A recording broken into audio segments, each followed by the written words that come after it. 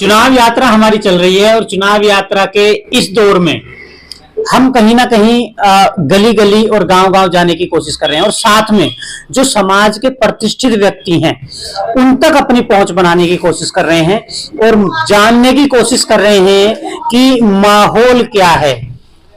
2024 का चुनाव है, बिल्कुल सर पे चुनाव है और कहीं ना कहीं जितनी भी पार्टियां हैं सबने अपनी कमर कस ली है और इस चुनाव यात्रा के को लेकर आज हम पहुंचे हैं साहिबाबाद में। और साहिबाबाद में हमारे साथ हैं ठाकुर अश्विनी सिंह जी, जो कि अपने परिचय के मोहताज नहीं है और अखिल भारतीय क्षत्रिय परिषद दिल्ली प्रदेश के अध्यक्ष हैं और कहीं ना कहीं धर्म से भी जुड़े हुए हैं और धर्म रक्षक भी कहलाते हैं।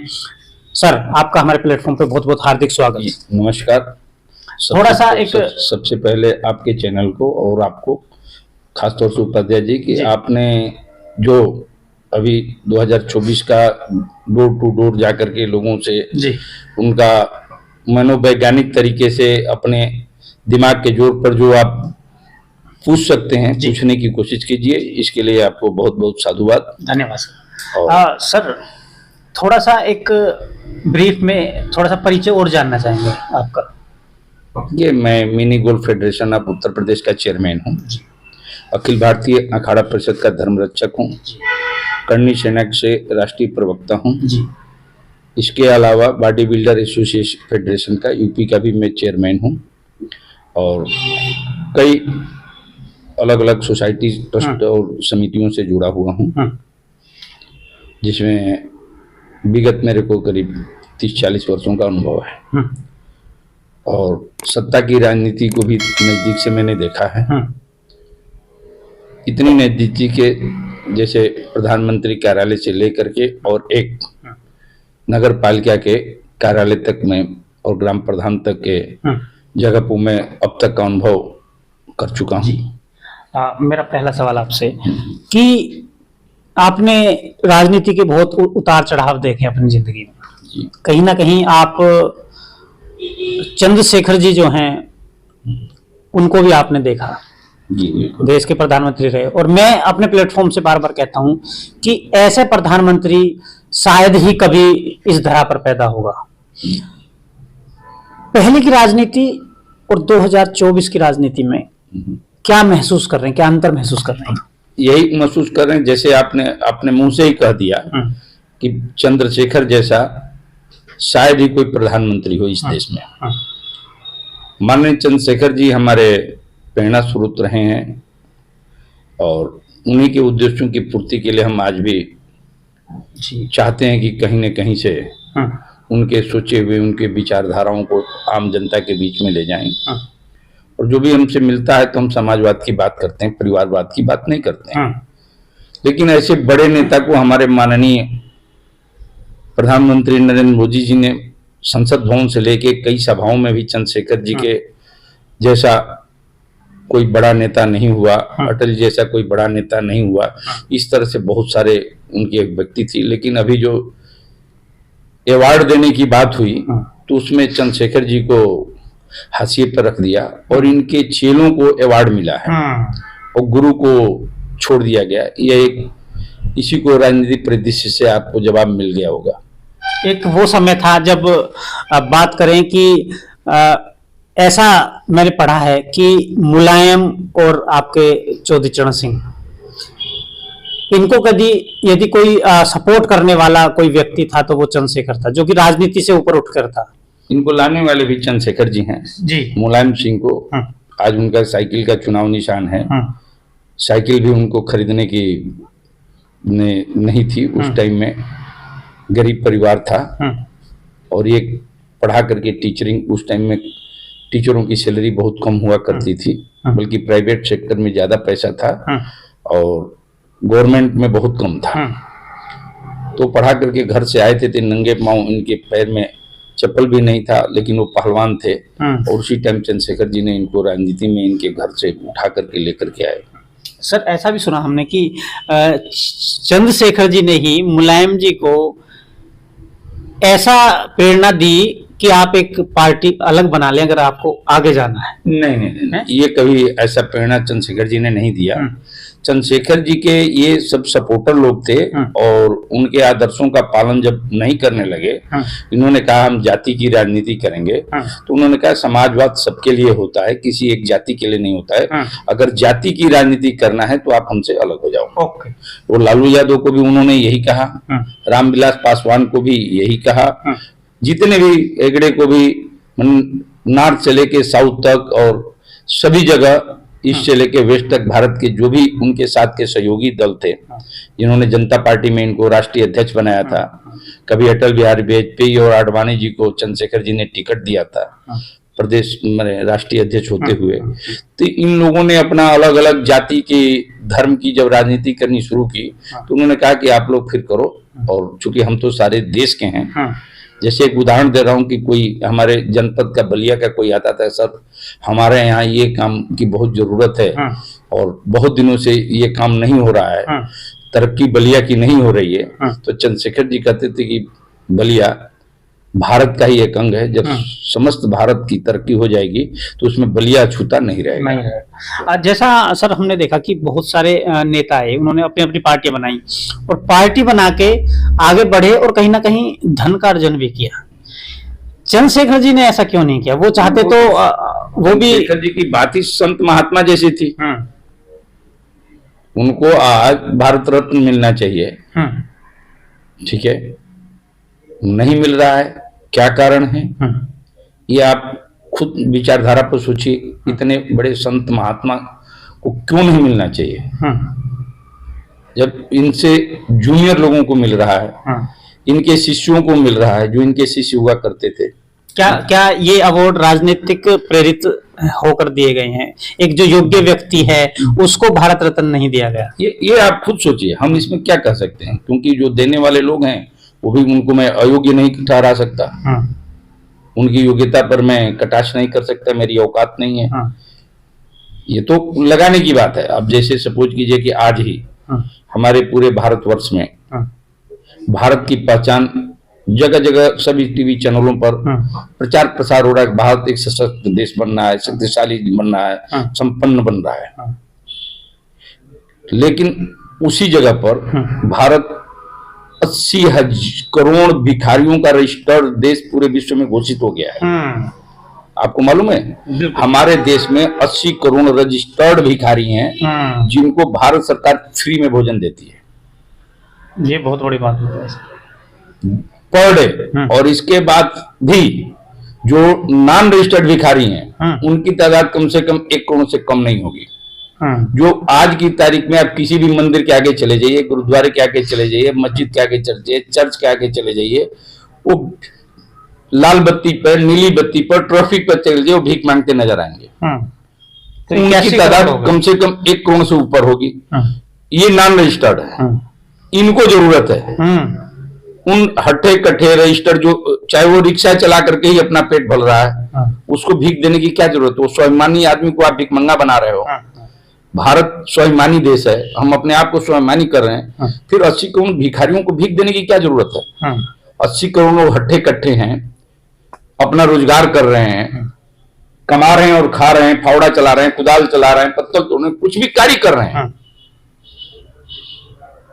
उनको आप भिखारी बना के रजिस्टर्ड कर दिए पूरी दुनिया में कि 80 करोड़ अभी हमारे देश में भिखमंगे हैं जिनको मैं फ्री में भोजन दे रहा हूं। आप ये बताइए, आप कैसे अपने आप को गौरवान्वित महसूस करोगे इस देश में रहकर? और जो ओरिजिनल भिखारी हैं, 1 करोड़, हर दिल्ली के कोई ऐसे चौराहा लाल बत्ती नहीं है जहां पर वो नजर नहीं आएंगे। जो जरूरतमंद है उसको नहीं मिल पा रहा है, नहीं मिल पा रहा है। कोई ऐसा मंदिर नहीं है, अभी नया राम मंदिर बनाया जाइए, उसके आगे भिखारी नजर आएंगे। तिरुपति बालाजी से लेकर के कहीं कोई मंदिर ऐसा नहीं है, गुरुद्वारा कोई ऐसा नहीं है जहां भीख मांगते हुए नजर नहीं। जरूरत उनको है, उन भीखमंगों को उठाओ और उनको एक ऐसी व्यवस्था बनाओ कि हमारे देश में भीख मांगता हुआ कोई नजर ना आए। और रजिस्टर्ड भीखमंगों को समाप्त करो, स्वाभिमानी बनाओ, आत्मसम्मान से जो जीने का हौसला रखें, उनके लिए काम करो। आप 80 करोड़ लोगों को भिखारी बना करके भिखारी की संज्ञा दे दिए हो। लेकिन वहीं जो सरकार है वो तो ये कह रही कि किसी को भूखा नहीं सोने देंगे हम। तो भूखा किस, मैं कब कह रहा हूँ भूखा सोने दो, वो भूखे से रहे। जो दिन भर बेचारा काम करके घर आ रहा है, उसको रोजी रोटी मिलती है। तुम्हारे लिए हमारे यहाँ लेबर कमिश्नर है, लेबर ऑफिस है, अगर कोई उसको पैसा नहीं देता है, उत्पीड़न करता है, प्रताड़ित करता है, तो पुलिस है, तमाम डिपार्टमेंट है, आप उसमें जाओ। यहाँ से आपका उत्पीड़न हो रहा हो, उसके लिए कानून है, कानून को सख्त बनाओ। रोजगार के बारे में क्या कहेंगे? जैसे सरकार आई थी और कहा था इतने रोजगार देंगे, लेकिन देखिए अब आप देख रहे हो कि रोजगार नहीं। अब मैं आपको बता रहा हूँ, रोजगार में सरकार इसलिए फेल है कि आज मैं आपको बता रहा हूँ, आप किसी भी भारत सरकार का मंत्रालय, यहाँ तक कि प्रधानमंत्री कार्यालय ही देख लीजिए, ठेके पर है। तो ठेके पर कौन लिया है? जो लोगों का उत्पीड़न कर रहे हैं, नए नए नौजवान हैं, जो 2 साल 3 साल के लिए कॉन्ट्रैक्ट पर भर्ती होती हैं, 3 साल के बाद उनका भविष्य खत्म है। सरकार 3 साल की नौकरी दी ठेके पर, न उनको कार मिलेगी, न गाड़ी मिलेगा, न बंगला मिलेगा। वो MBA MCA BBA करके बैठे हुए हैं, जबकि उसी ऑफिस में जो क्लर्कियल बैठे हुए हैं उनको फ्री में बंगला मिल रहा है, फ्री में कार मिल रही है, फ्री में उनको TA DA सारी सुविधा मिले। इनको यहाँ तक कि जो प्रधानमंत्री कार्यालय में काम कर रहे हैं, मिनिस्ट्री या गृह मंत्रालय में, भारत के सभी मंत्रालयों में जितने भी कॉन्ट्रैक्ट बेसिस पर काम कर रहे हैं, किसी को आज तक कार्ड नहीं इशू हुआ है, किसी को हेल्थ सर्टिफिकेट, हेल्थ की कोई व्यवस्था नहीं है, किसी को कन्वेंस की कोई व्यवस्था नहीं है। एक पैकेज दिया जाता है कि भैया ये आपका पैकेज है, 3 साल तक 2 साल तक आप करोगे, इतने रुपए मंथली आपको मिलेंगे। किसी को 35,000, किसी को 40,000, किसी को 45,000, किसी को 19,000, ऐसे करके बांट दिया गया। उनके हाथों देश का भविष्य क्या होगा? क्या होने जा रहा है फिर? देश सुप्रीम पावर बनेगा ऐसे? देखो, सुप्रीम पावर पहले से भी हमारा देश था, आज भी था और आज भी है, इसमें कोई दो राय नहीं। जो लड़के वहां इतना उत्पीड़न सहने के बाद भी काम कर रहे हैं, तो उनको पता है कि 3 साल के बाद मेरी नौकरी चाहिए तो मैं भूखों नहीं मरूंगा। उनका अपना आत्मसम्मान है। लेकिन रजिस्टर्ड भिखारी, जब तुम जबरदस्ती उनको भिखारी बनाओगे, एक चाय वाला है, एक रिक्शे वाला है, एक कोई भी छोटा सा मतलब कि ठेली चलाने वाला है, बेचारा मेहनत करके आता है, उस मेहनत को मजदूर को भिखारी कहते साला। लाइन राशन की दुकान पर दिखाओ तो फ्री में राशन लेने के लिए लाइन लगा के बैठे हैं भिखारियों की तरह। क्या कहना चाहेंगे? जयंत चौधरी जी ठीक चुनाव से पहले NDA में चले गए। देखो, आज के डेट में किसी भी नेता का, कोई राजनीतिक नेता का चरित्र नहीं है कि वो किसी पार्टी का बधुआ मजदूर हो। जो लोग किसी पार्टी को ये समझते हैं कि ये नेता मेरा बधुआ मजदूर है, उन राष्ट्रीय नेताओं को, राष्ट्रीय अध्यक्षों के लिए बात सुनो, यह सोचना पड़ेगा कि कोई उनका बधुआ मजदूर नहीं है। जब मैं कैबिनेट मंत्रालय की बात कर रहा हूं ना, जब मंत्रालय ही सारे ठेके पे चल रहे हैं, भारत सरकार का ऐसा कौन सा मंत्रालय बताइए जो ठेके पे ना चल रहा हो? बड़ी बड़ी कंपनियों ने ठेका ले रखा है। आपका सारा जो सुरक्षित जगह है, एयरपोर्ट, मैंने बड़ी बड़ी गवर्नमेंट की कंपनियां हैं, सब ठेके पर हैं। रेलवे जो सबसे बड़ा तंत्र था वो भी ठेके पे। मैं कह रहा हूं कोई ऐसी चीज नहीं है जो ठेके पर आधारित ना हो। भाजपा कह रही है कि तमाम मुद्दे हैं, बहुत सारे मुद्दे, EVM का मुद्दा है, बेरोजगारी का मुद्दा है, पेपर लीक का मुद्दा है, और फिर भी भाजपा कह रही है कि हम 400 पार। नहीं, देखिए, अब उसमें मैं बता रहा हूं, भाजपा ने जो हमारा हिंदुत्व दब गया था, डर गया था, कुछ कर नहीं रहा था, अपने मंदिर में भी जाने में संकोच करता था कि भाई पता नहीं मंदिर में पूजा करके आएंगे, कल के दिन कोई हमारे ऊपर छीटाकशी न कर दे।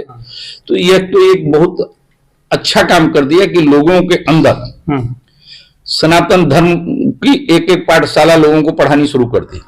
ऐसा नहीं था कि पहले हमारे यहाँ गुरुकुल नहीं था। हमारे यहाँ काशी में काशी विद्यापीठ था, जब हम लोग पढ़ते थे तो ठीक है, विद्यापीठ से आचार्य बन करके लोग निकलते थे, तो काफी विद्वान कहे जाते थे।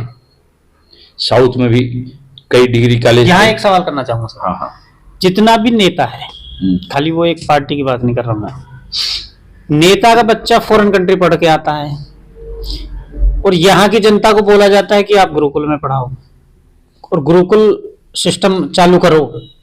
क्या कहना चाहेंगे इसमें? भाई एक मिनट बात, तो नेता कौन बनता है? आज की डेट में गांव किसे कहते हैं? आपसे मैं यही सवाल कर रहा हूं, गांव किसे कहते हैं? उस गांव में प्रधान कौन गांव का प्रधान ही करता है? नेता का मतलब होता है लाखों लोगों के बीच से निकल करके लोकसभा में जाता है, विधानसभा में जाता है। वो बुद्धिजीवी होता है, उसको पता है कि सबसे कम समय में पैसा कमाने का रास्ता है विधायक बनो, सांसद बनो। ये गांव में अगर हमको रहना है तो ग्राम प्रधान बनो। ये सबसे कम समय में सबसे ज्यादा पैसा कमाने का ये रास्ता है, और इस रास्ते के लिए बुद्धिजीवी होना जरूरी है, पढ़ा लिखा होना जरूरी है आज की तारीख में। अब वो जमाना खत्म हो गया, क्योंकि आप देखिए पुराने कांग्रेसी जो अनपढ़ गंवार लोग मैंने कम पढ़े लिखे थे, आज भी उनके बच्चे भूखों नहीं तो मर रहे हैं, लेकिन ये है कि वो गरीबी रेखा के मीडियम क्लास की फैमिली की जिंदगी जी रहे हैं। जो पुराने कांग्रेस जिनके दादा परदादा सांसद, विधायक, MP, MLA और बने थे, आज उनके घर में, क्योंकि उनके पास कोई लालच का दिमाग का नहीं था। अब तो एक लड़का जितना पढ़ा लिखा, जितना इंटेलिजेंट होगा, पहले ही साल मेरे मरने के बाद वो विधायक बनेगा, या मेरे मरने के बाद सांसद ही लड़ेगा। और सबसे कम समय में जो हम 5 साल में कमा रहे हैं, वो 1 महीने में ही कमा के रख देगा। भारत में आज की डेट में जैसे होता है ना कि सबसे कम समय में पैसा कमाया जाए, तो सबसे बड़ा उद्योग है नेतागिरी। आप नेतागिरी में उतर जाइए, सबसे कम समय में सबसे ज्यादा पैसा कमाएंगे। एक सवाल और करना चाहूंगा कि क्या ये वही भाजपा है, भाजपा रह गई है? आप देख रहे हो कि तमाम पार्टियों के लोग, अदर पार्टियों के लोग, कांग्रेस के भी, सब भाजपा ज्वाइन कर रहे हैं। तो जो वो भाजपा के पुराने या जो मेन भाजपा का उद्देश्य लेके चले थे, वो तो गायब हो गए हैं। अब ये कांग्रेस बन गई है भाजपा, यह क्या है? मैं बता रहा हूँ जी। अब ये डिजिटल इंडिया चल रही है। आप अभी डिजिटल कैमरे से मेरा इंटरव्यू ले रहे हैं, नहीं तो पहले कंधा टूट जाता था। हमारे टाइम में जब हम इंटरव्यू लेते थे, मैंने भी कोशिश किया था, तो 15-15, 20-20 किलो के वजन का कैमरा हुआ करता था। ठीक है, तो अब वो भाजपा या किसी भी कांग्रेस का वो चीज सिस्टम नहीं रहा। अब नई टेक्नोलॉजी आ गई है, नई टेक्नोलॉजी के हिसाब से नया चीजें, नया आविष्कार, नया सिस्टम हो गया। अब सोशल मीडिया है, आपके चैनल से ज्यादा सोशल मीडिया फास्ट है। अगर आपको MP MLA बनना है, आप कुछ मत करो, इधर उधर धक्के मत खाओ, केवल जो सरकार की, आपके क्षेत्र की जो कमियां हैं, 5 एम्प्लॉय अपने पास में रखो अगर आपके पास पैसा है तो, और सोशल मीडिया पर उन्हीं को डालना शुरू कर दो। देखो क्षेत्र में आपके या तो लाखों दुश्मन पैदा हो जाएंगे, या नंबर 1 हो जाओगे, और वही साल के अंदर में। तो भाजपा ने हिंदुत्व को लेकर के आई, हिंदुत्व को जगाई है। ये राम मंदिर की लड़ाई थी, बहुत दिनों से लड़ाई चल रही थी, इसको समाप्त हुआ, इसको समाप्त। लेकिन एक चीज तो होती है, जो सनातन धर्म की बुराई करता था वो भाजपा में आके फिर गुणगान करता है, जो भ्रष्टाचार के जिस पे आरोप थे वो भाजपा में आके फिर उसकी अच्छी तरह धुलाई करके उसको पवित्र कर दिया जाता है। अच्छा, मेरी बात सुनिए, ऐसी कौन सी पार्टी है जिसमें भ्रष्टाचार करने वाले ना हो? हम तो नहीं करेंगे भाजपा में भ्रष्टाचारी नहीं है, तो इंक्वायरी चल रही है, उनकी जांच चल रही है, कानून काम कर रहा है अपना।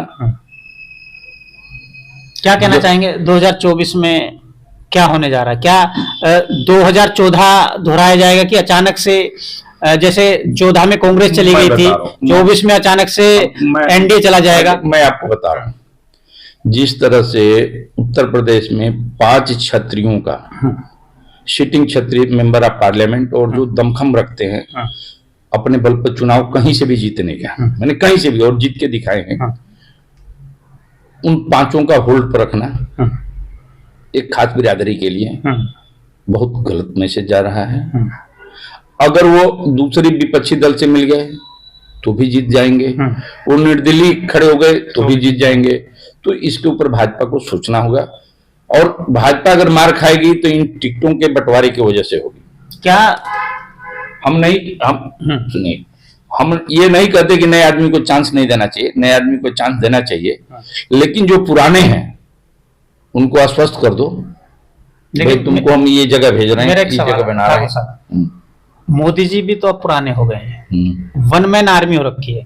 आप प्राण प्रतिष्ठा देखिए, आपने सब बस एक ही व्यक्ति कैमरे में है, वो कोई भी आप चैनल उठा के देख लीजिए, तो पुराने तो वो भी हैं, नए को मौका दिया जाए, उनको भी हटाया जाए। भैया एक मिनट देखिए, अब हम आपको जो हम बात आपको बता रहे हैं, जिस दिन मोदी जी बीजेपी से हट जाएंगे उसी दिन बीजेपी का हाल जनता पार्टी का हाल हो जाएगा, कई टुकड़ों में बढ़ जाएगी।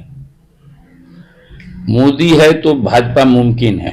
बटने की चिंगारी तो शुरू हो चुकी है। नहीं अभी नहीं, अभी कहीं बटने की नहीं है।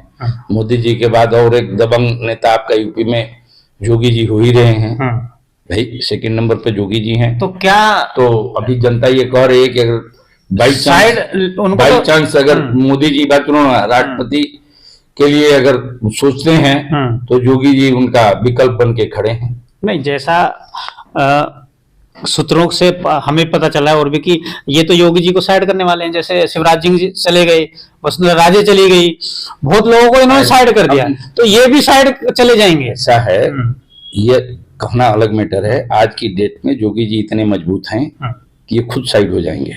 जो जोगी जी को साइड करेगा वो खुद साइड हो जाएगा। ठीक है, एक कोई संदेश, कोई मैसेज देना चाहेंगे? उधर मैं तो ये कहूंगा कि जो मैंने कहा है भारत सरकार से और आपके चैनल के माध्यम से कि देश को जो गरीबी रेखा के बता करके और 80 करोड़ भिखारियों को रजिस्टर्ड किया गया है, उनको नॉन रजिस्टर्ड किया जाए। भारत देश भिखारियों का देश नहीं है, बल्कि जो भिखारी आपको भीख मांगते नजर आते हैं उनको भीख देने की कोशिश कीजिए, मेहनत मजदूरी का पैसा देने की कोशिश कीजिए ताकि उनको भीख मांगने की जरूरत न पड़े। ठीक है, ठाकुर अश्विनी सिंह जी हमारे साथ थे, जो कि हमारे सारे सवालों का उन्होंने बड़ी बेबाकी से जवाब दिया और अपनी बेबाकी के लिए जाने भी जाते हैं।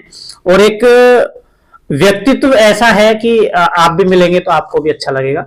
और जैसा कि ठाकुर जी ने बताया कि जो भारत को भिखारियों का देश बनाने की तैयारी की जा रही है उसको कहीं ना कहीं रोका जाए, और जो असली हकदार है राशन के, लगभग 1 करोड़ जो लोग भीख मांगते हैं भारत में, उन लोगों तक उनका अधिकार पहुंचाया जाए।